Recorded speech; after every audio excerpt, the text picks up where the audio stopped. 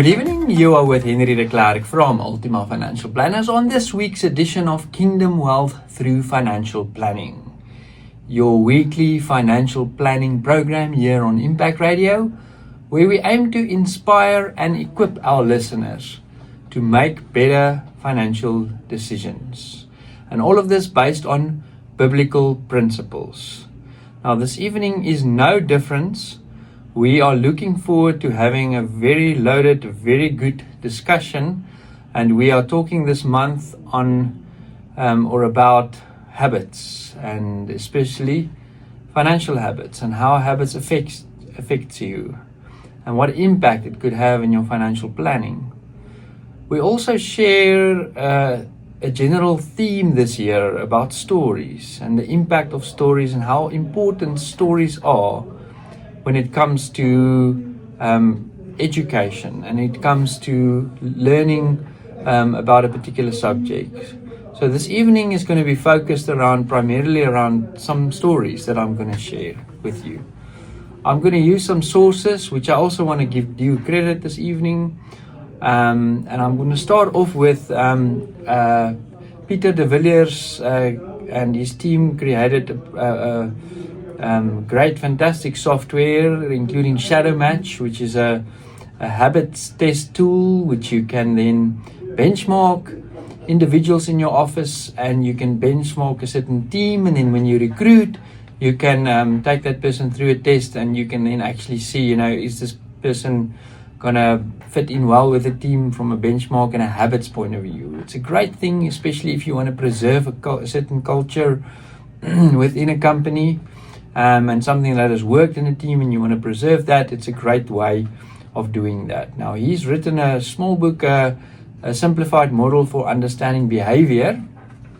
And I'm going to be sharing you some stories out of that. Then I'm also going to share you some stories after the break from BDO South Africa, which is a fellow financial planning practice, also approved FPI professional practice. And in 2021, they had a publication which they basically told financial planning stories, which changed life. It's life-changing financial planning stories from BDO, and you can find that online as well. But let's get into it. I'm going to start off, as we said, we spoke a lot about the last 3 weeks about habits, what habits are, why they are important, and why it's difficult for you to transition out of a place of bad habits into a place of better habits and improving your habits, but then also the effect of that and how amazing the effect would be. So our first stories, these two from Peter's book, is going to be more about the habits in general and how that affects you, and also this tool that we've been using at Ultima for over 5 years now, which has been really a great tool, and I would really recommend it to benchmark some of the habits you want to preserve. And you typically need specific habits for specific roles, and you need to sort of figure that out, create then a bit of an expectation which you can then apply to when an individual is applying for a position at your company. So my first story is about Candace. Peter writes, Candace worked as an auditor in a company where she did audits on corporate accounts. She got frustrated with her job and wanted to do something different. Her stronger habits were problem solving, innovation, and the habit of connecting to people. Also building relationships and working with teams where collaboration and shared tasks and key drivers are key drivers for the collective success of the team. Her current job relied on exactly the opposite of all these very strong behavioral patterns of habits. At an informal family event, she listened to her uncle, who had his own car dealership franchise, a full franchise. What this means is that they sell these top-end German cars, and they service and they repair them. He then mentioned that his workshop manager had resigned and he didn't have a replacement person to manage the workshop. The technical guys he had either didn't want to manage the workshop or didn't have the behavior to be a manager. She then, without thinking, said to her uncle that she would run the workshop for him. He was a bit shocked, but he kept his cool and asked her to come to his dealership the next week for coffee. She had a look at her diary, and the Monday morning at 10 a.m. she was in his office. Her uncle planned to show her the workshop, to turn her idea of becoming a workshop manager down in a friendly and positive way. When they walked into the workshop, she had a conversation with two of the technical guys. She said to her uncle that the workshop should function as a customer service center. She also asked if he would mind introducing her to the workshop team. Her people habits and the habit to connect with people and build relationships came into action. After a discussion of about 15 minutes, she asked them if they would like her to be their manager, and they all in one voice said yes. Her uncle was stressed. He wanted a mechanic to be the manager, not an auditor. She then asked the team when they would like her to start. They all said as soon as possible. Now her uncle had a problem. She appointed herself as the new workshop manager. He decided to give it a go. In his office, he said to her that he would give her the job, but only for a 3-month trial. And then they would decide the way forward. She immediately resigned from her job, and 2 weeks later, she started her new career as a workshop manager. 10 years on, she was acknowledged as one of the best workshop managers in the business. Her strongest habits found a space where they could flourish, irrespective of the fact that the environment was totally different from the environment where these habits were learned. She learned these strong habits, when she started skydiving at a very young age in her father's business. He had a skydiving school. He trained a very strong formation skydiving team, and she became an instructor with her dad at a very young age. She did this until she qualified as a chartered accountant. Her habits were strong enough to transcend the context. She turned the workshop into a positive experience for the employees and for clients to visit. Her uncle couldn't believe what she did, or to put it in more accurate terms, what her habits were capable of doing in a job for which she had no skills or qualifications. And we thought all auditors and CAs are introverts, right? Yeah, no, very interesting.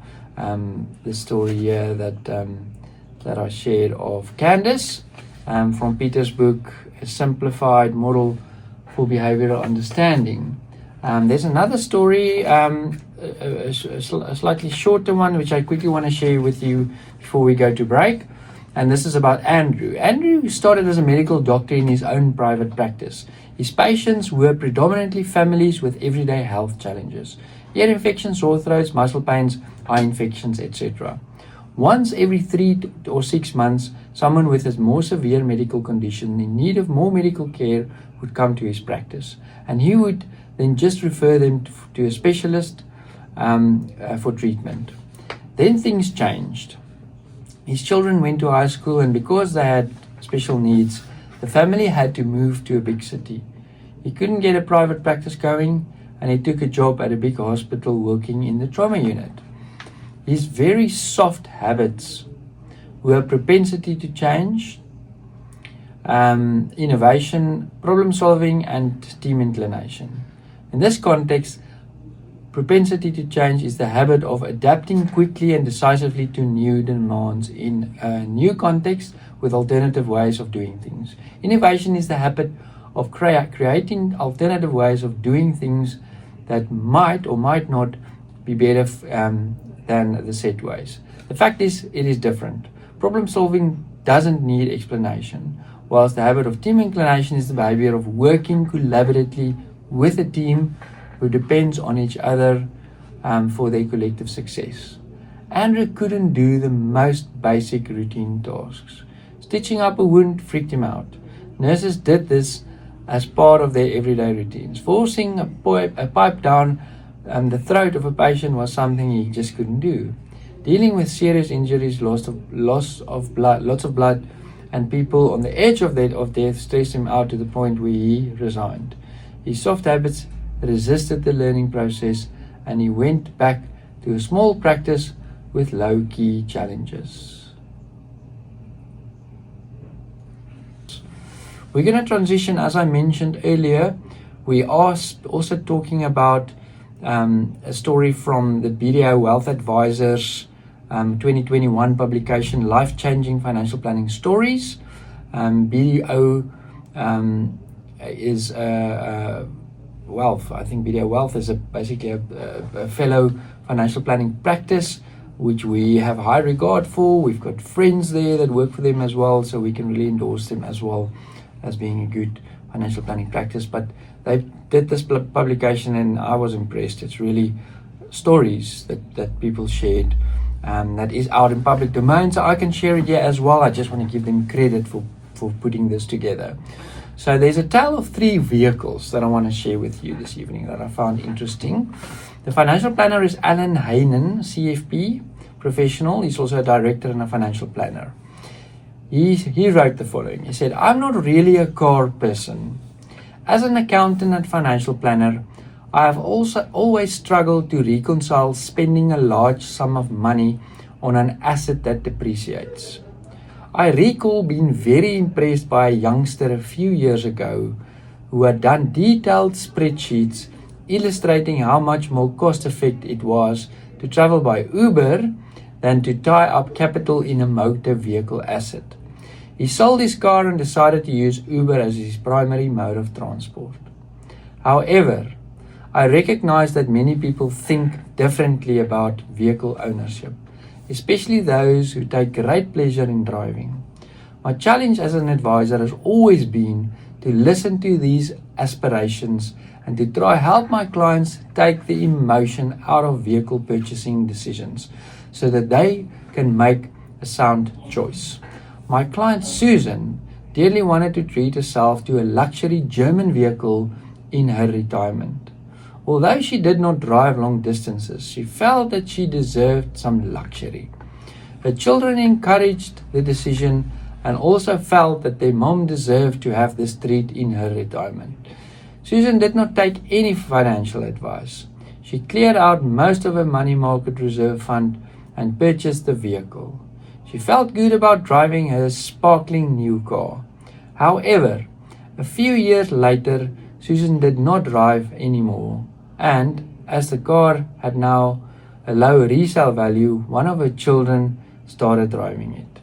Susan needed extra care and moved into a retirement home, which increased her money cost. She needed to dip into her remaining cash reserves to fund her monthly expenses, and it was not long before her reserves funds had been depleted. Susan became a financial burden to her children, who had to supplement her income to support her. I often wonder if, with the benefit of hindsight, Susan might have thought differently about buying the luxury vehicle if she had known that it would contribute to financial distress in later years. My friend James showed me a brochure of a limited release Ford Mustang. This was his dream car. He had already received a quote from the dealership and approached me to help determine how he should fund the vehicle.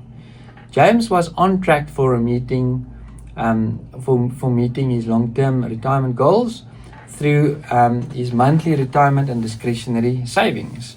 This vehicle purchase did not form part of the plan. We worked through various models to assess the impact of purchasing the vehicle on his cash flow. One scenario showed that the vehicle purchase was flexible if James was willing to work 2 years longer than his planned retirement date. James reflected on the options and decided that his planned retirement date was more important to him than purchasing the vehicle and working 2 years longer, and that his current vehicle was sufficiently functional and reliable. It was the right outcome for James, as he made an informed decision after assessing the options available to him. Mary phoned me feeling nervous about having to replace her vehicle. Her current car had given up the ghost after many years of good service, and Mary wasn't sure what the long-term implications would be if she used some capital and redirected monthly savings into a new vehicle. But she had fallen in love with an SUV that was perfect for her lifestyle. So we ran the numbers. Looking at various scenarios, Mary realized that she could cut some other costs and draw on surplus savings that did not form part of her retirement plan. Upgrading her vehicle was quite possible without having any adverse long-term consequences or affecting her retirement plan objectives. She understood the financial planning implications and was relieved to be able to make the decision to proceed. Over the years, I had to learn to put aside my prejudice about vehicle purchases. I realized how now that there can be a place in a financial plan for an asset that does not have the same potential for growth as a share, unit trust, or property. But when one understands the implications of the decision, it makes the choice so much easier. Personally, though, I do still like the Uber option. Brilliant. Brilliant couple of sommer 4 little stories in one, where you could clearly see how the different habits were employed to get you the different decisions. You get the younger person who ran the numbers and you realize, listen, yeah, Uber is just going to be more cost effective for me. I'm not going to buy a car. Then you get the person who just want that, they get some affirmation from children to say, yeah, you deserve it, go for it. Haven't run the numbers, and you get yourself in a pickle. Then you get the individual who runs the numbers, realizes that it's going to cost him 2 more years in employment, and he's not keen on doing that. And lastly, you get someone that runs the numbers, sees that it is possible, and is willing to take the consequences and go ahead to fund that vehicle. Very, very interesting. Some of the stories this evening. Just want to give credit again to Peter de Villiers and the team at Shadow Match, as well as BDO Wealth Advisors, and Alan Heinen's CFP Professionals, the story in the publication in 2021, Life-Changing Financial Planning Stories. Great to share stories. What a privilege it is. We can learn from other stories, and it hopefully can make an impact in our lives. Thank you. We've come to the end of our program this evening. Really appreciate it that you've been joining me for this evening. And all that's left for me to say is God bless and happy planning.